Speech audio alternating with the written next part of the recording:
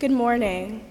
My name is Amira Shoaib, and I have the honor to introduce this year's guest speaker. Ava Faria graduated magna cum laude from St. George's School as a member of the class of 2020. During her time at SG, she participated in soccer and softball, managed boys varsity basketball, contributed to the yearbook, and spent many hours working in the admissions office. Ava held several leadership roles, including dorm prefect, head of Insight, and head of the Red Key tour guides.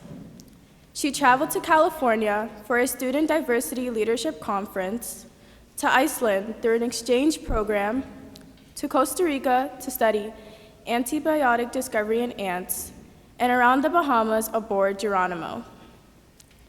After graduating from St. George's, Ava attended Brandeis University, where she earned a Bachelor of Arts in Public Health and African Diasporic Studies, and a Master of Science in Global Health Policy and Management with a concentration in Data Analytics.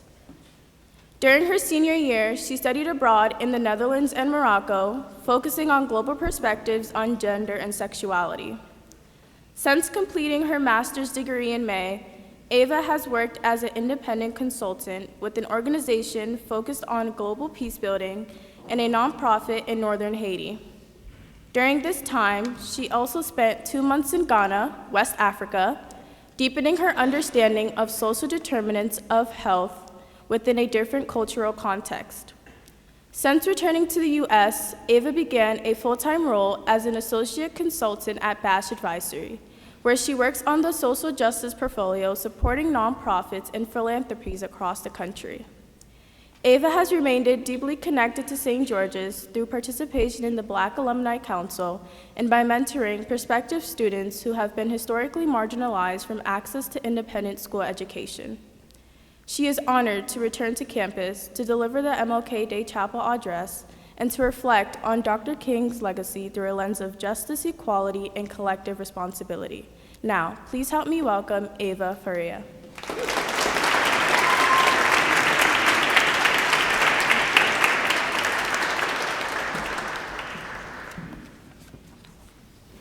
Thank you, Amir, for that warm introduction, and also to the Insight heads who offered such a vulnerable reflection. That was beautiful.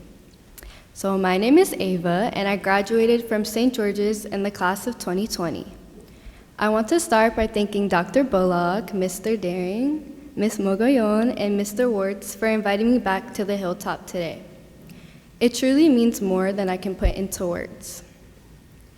Formal introductions are always nice, but sometimes they can make you feel a little disconnected from the speaker. I promise I'm a lot less serious than my introduction makes me sound, so instead, I want to begin in a more personal space. I grew up in New Bedford, Massachusetts, with 4 sisters and 2 brothers. I was raised by a single mother and came here on a full scholarship. Coming to SG was one of the most important decisions of my life, not just because it introduced me to the opportunities that were often gatekept from someone with my background, but because it introduced me to an incredibly loving community of teachers, mentors, and friends that I still have strong relationships with today. Also, I played third soccer, so it wasn't even a real team at the time. It's below JV. So that's also the intros are not always that real. I'm only 23, but somehow I already can't keep up with the language of today. I don't know what 6'7" or sharking means, but I do know what it feels like to sit where you are sitting, listening to speakers in chapel, and quietly wondering, what does my future even look like? I am extremely humbled and honored to be with you here today. I remember sitting in your seats every year, listening to alumni like Kenyatta Henderson and Mr. Rudy Bethea come back and share their reflections and wisdom. In my eyes, they had already achieved so much.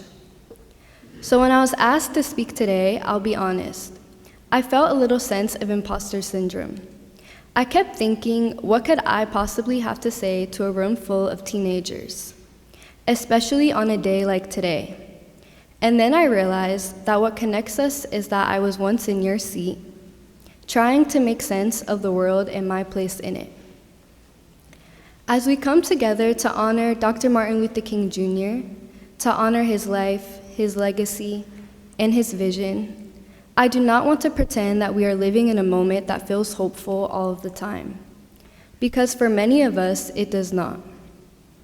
We are living in a time when inequities continue to widen, when conversations about critical race theory, history, and social justice are actively being attacked and dismantled.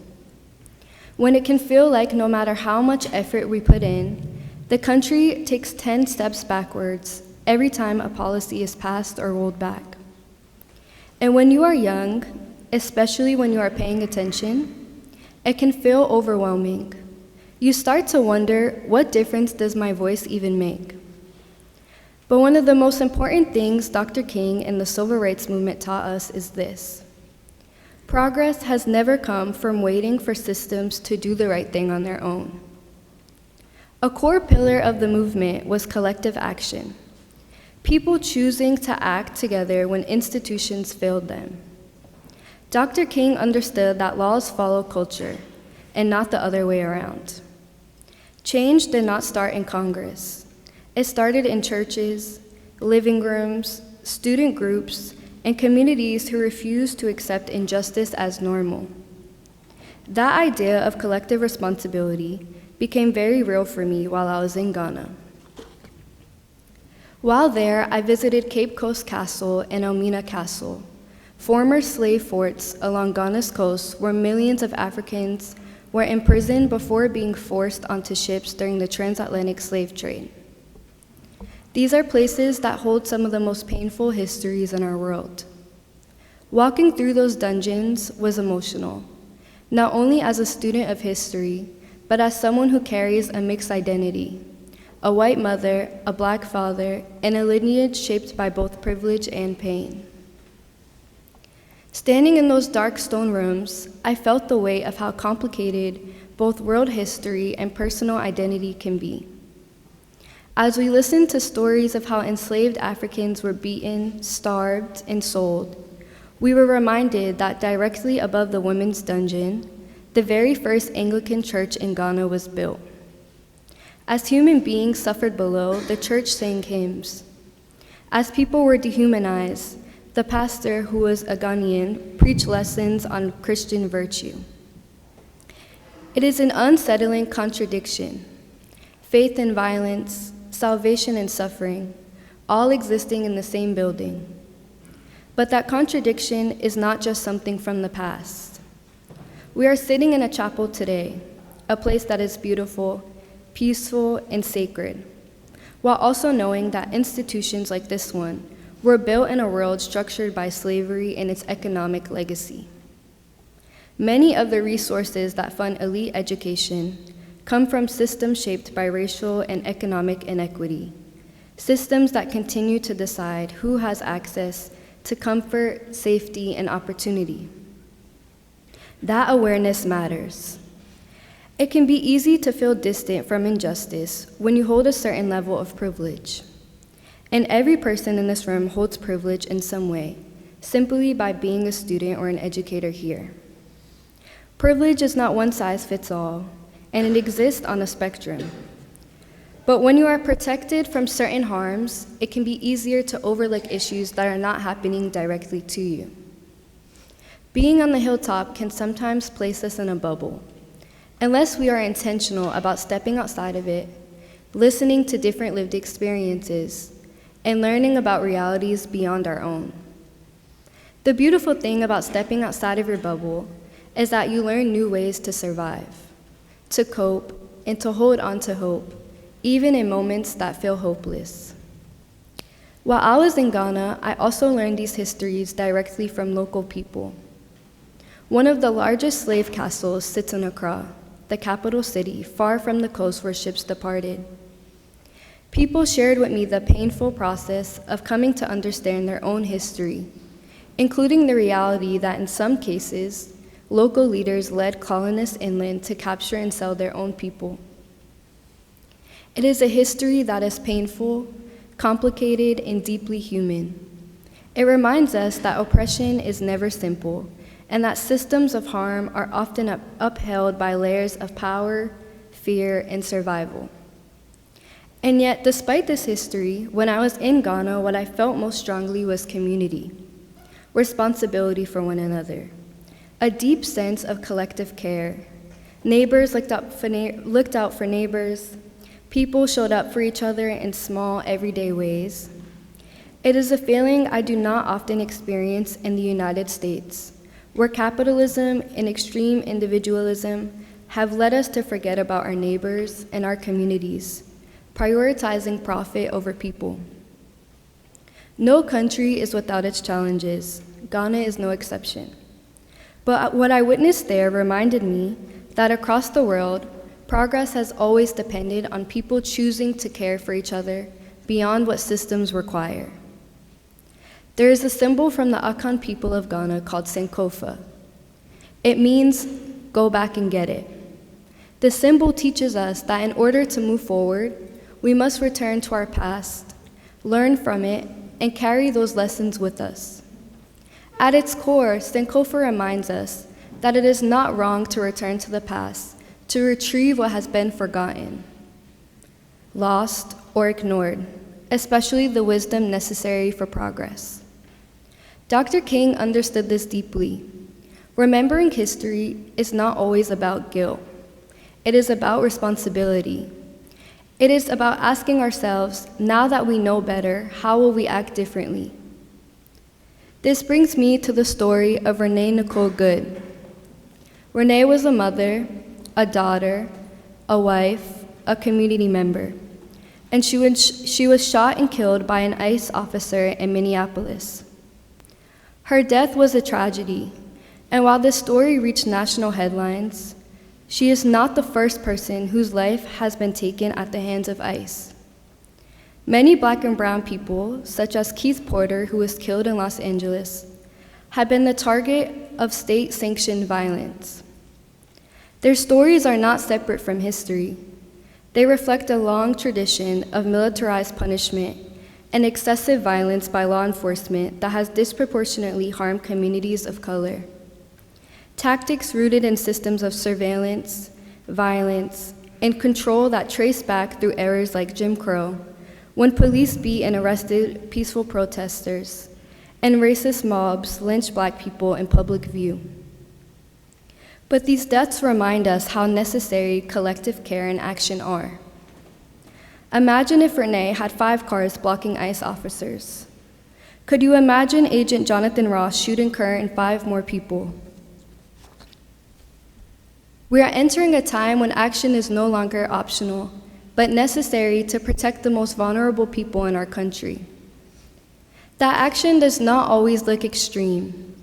More often, it shows up in the small, everyday choices we make. How do you show up in your community? How do you stay informed? How do you build relationships with people whose experiences differ from your own? And how do you give back to the communities that you benefit from?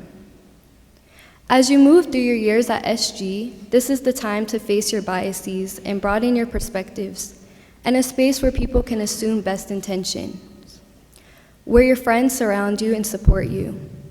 It is a rare opportunity to learn, to listen, and to grow alongside one another. As you prepare to transition to college and the world beyond, think about how you can combine your voice, your experiences, and your power with others to amplify your impact. Dr. King once said, "Injustice anywhere is a threat to justice everywhere." This was not just a moral statement, it was a strategy. He understood that our struggles are connected, and that none of us get alone free. So what does this mean for you sitting here today? It does not mean you have to have everything figured out. It does not mean you need to become an activist overnight or have the perfect words. It means recognizing that your power does not come from standing alone, but from standing together. Collective action looks like asking questions when something doesn't feel right, standing up for classmates who are being marginalized, using your education not only for personal success, but for shared responsibility, finding community even when it feels uncomfortable. You do not need permission to care. You do not need a title to lead, and you do not need to wait until adulthood to matter. I stand here today not because I had a straight path or all the answers, but because people before me chose to act collectively. Teachers who advocated for me, classmates who supported me, two that are sitting over there, and alumni who showed me what was possible. Dr. King's legacy is not just about speeches or holidays. It is about the daily, sometimes quiet decision to believe that we are stronger together than we are apart. So as you leave this chapel today, I hope you carry one simple idea with you. Progress does not come from waiting. It comes from remembering, from showing up for one another, and for choosing collective care over comfort. My hope is that you use your time here to listen deeply, to question bravely, and to care intentionally. Because the world does not need more bystanders. It needs people who are willing to stand together. Thank you again for welcoming me home to the Hilltop and for giving me the opportunity to honor Dr. Martin Luther King Jr.'s legacy. Thank you.